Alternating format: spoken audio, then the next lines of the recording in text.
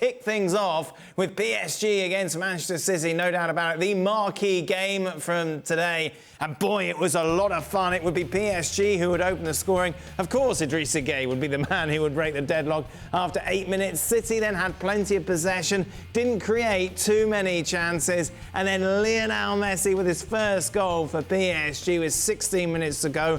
And what a goal it was, giving Mauricio Pochettino's side all 3 points. Overall, Craig, this was fun, wasn't it? Not if you're Man City. Well, no, if you're not Man City. It's no fun. We don't obviously have a horse in this race. This is a great match to watch. Right, but you say they didn't really create many chances. They created chances. I mean, if they had a proper striker, I think, you know, obviously the Sterling header, I think would have went in. Yes, then Bernardo Silva off the back of it, missed an open goal. But apart from that, it's a bit like the previous games, and even the win at Chelsea at the weekend. Although they've created some of these chances down the channels and stuff, some of it was overcomplicated, and the other ones, Donnarumma had made some saves. I just never felt they were going to score. Yeah.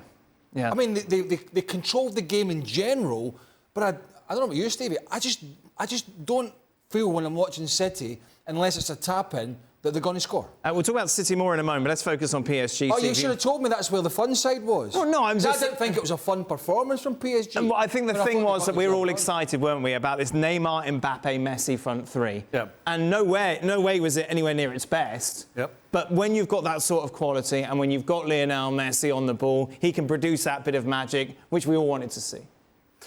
Yeah, but I think as well as that, you've got to say that those front three and the defensive side of the game is a partnership, because that's what PSG are. They've got two sides to their game. They've got 7 guys whose job it is to keep a clean sheet, and you've got 3 guys whose job it is, when they get the opportunity going forward, to score goals. And that's exactly what we saw today. And Lionel Messi, you talk about... You know, I get the feeling that some people have been saying things like, is he past his best? Right. Is he still the real player that we thought? Does he have the legs? Well, he walked past Aymeric Laporte and then stuck a ball in the top corner. So, yes, there's nothing wrong with Lionel Messi, that's for sure. How good was that finish? It was brilliant. It's what you come to expect. And the thing is, he's on the periphery of the game and he can still manage to come up with that. Yeah. Which is big for him, you know. I mean, it's big for him. So it wasn't PSG at the best, but I think Pochettino will be delighted with what he saw in terms of, you know, the way Verratti played at times, the way Gueye played, even Herrera getting around the ball. And then when they got some space, they were able to capitalise. You know, Mbappe was probably the liveliest, but the goal was fantastic. But really, if you're looking at it, City should have put them away. Sure. But they didn't. Yeah. And that's what it boils down to. And that's the thing, Frank. And then when you have the quality of your Messi out front, you're going to get punished. Yes. Sooner or later, something will happen. And we didn't see much of him, but we saw maybe one action, and it was enough to put everybody upside down. And it's what he did. But let me go back to what the guy said. You know, yes, he's not the best of Paris Saint-Germain, but you have some satisfactions. First, coming from Neymar and Mbappe, I saw them coming back, defending, trying to give some helps to the 7 others, and we saw also, you know, the link that team needs because of the 7s at the back and the 3 at front is Verratti. Verratti is the real link because he knows how to keep the ball, he knows how to give the ball up to the forwards, and he did very well. And also, you have to add Herrera and Gueye. I mean, those 2 guys have been absolutely perfect since the beginning of the season, and tonight they show that they are very important in the Pochettino tactic, because without those 2, they're going to be suffering much more than we saw today. And not only that, obviously, a lot of people question Keylor Navas, of course, one of the best goalkeepers, but Donnarumma, stepping up when he needed to today, making a couple of big saves. Yeah, he made the saves when he had to. You know, he made himself big, he made himself bigger, which he is. And that's an imposing guy to try and score against, you know, because he's a very good goalkeeper, and 2, he's physically imposing, takes up a lot of the goal.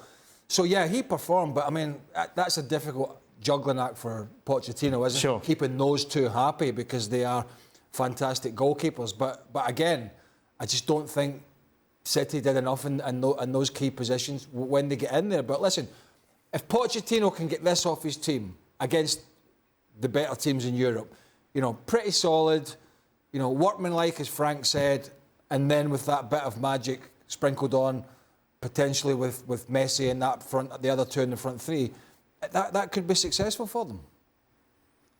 I don't know that you can go on and win the Champions League relying on the amount of defending that they did today.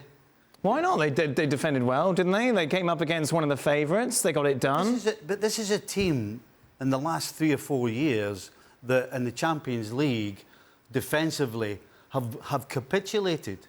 But now you're going to ask a team to go through the tournament defending against the better side. I mean, that's a gamble. As good as the front three are, can they do that? I don't know whether they can. But it was a recipe for success for Jupp Heynckes when he went back in at Bayern Munich, if you remember. Yeah. Certainly his first time at Bayern Munich, but when he went back in, I think it was as well. They, at times, did not dominate when they played the Barças and the big teams. Something like 30 to 40% possession, but they were super explosive going forward.